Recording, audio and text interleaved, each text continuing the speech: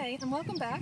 Today I'm going to read to you the first few pages of Samantha's Secret, the third book in my A More Perfect Union series of historical romances.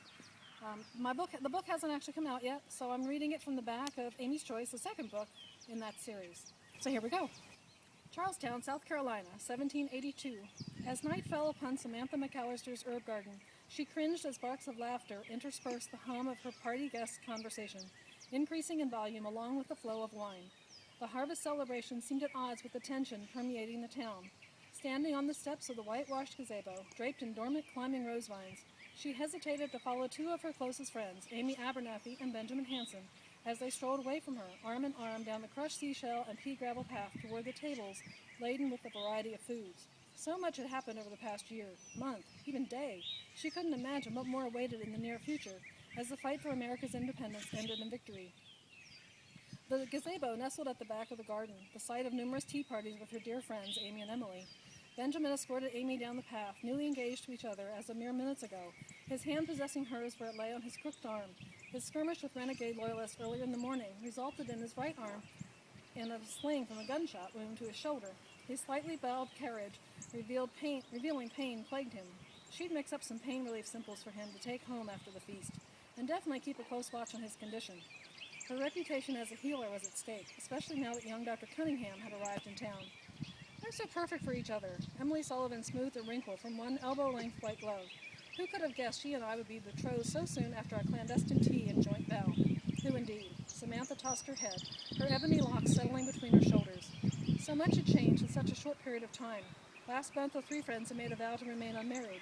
Now both Amy and Emily were making wedding plans for the end of the holiday season, a joint affair on 12th night. At least you have managed to stay faithful to your promise. Emily's teeth shone in the light from the many hanging lamps decorating the edges of the gazebo. And if Frank hadn't protected my reputation in that duel, I'd never have let him convince me of his affection. He could have died for your honor, too. Samantha scanned the crowd mingling in the open space between the bushes and plants and strolling the many winding paths through the garden. Speaking of whom, someone appears to be seeking you out. Emily's smile widened. It's about time for your speech, so I'll just go with Frank and... Right, you two should find a good place to watch. Go on. Samantha shooed her friend toward the tall blond man striding purposefully toward where the ladies conversed. Frank Thompson appeared at Emily's side, taking her hand in his with a smile and a nod of greeting to Benjamin and Amy. Emily had once vehemently declared she would never marry. Samantha permitted her lips to curve into a smile, having anticipated that the two cousins would succumb to the desires of the men accompanying them. Her guests included all of her family and her friends, as well as the new lawyer and a few merchants she'd not been introduced to yet. The invitation list had not changed much over the years. Her parents had held a harvest feast each November for the past 10 years, war or no war. This garden, replete with medicinal herbs and flowers, soothed her chaotic thoughts and turmoil of emotion. Mingled scents of jasmine and rosemary tickled the noses of the throng of guests.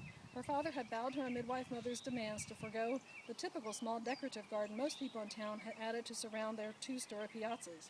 Instead, they created an extravagant oasis of flowers, bushes, and trees.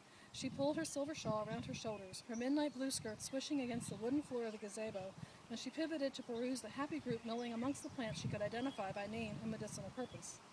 Samantha remained to carry on alone in this vow of remaining unmarried. A sigh wiggled from her before she could suppress it. The past must remain so, even as she faced an uncertain future. So there's a little bit of Samantha's Secret, which comes out April 21st of this year, 2015. If you'd like to know what happens to Samantha and the new doctor in town, please look for it where ebooks and paperbacks are sold.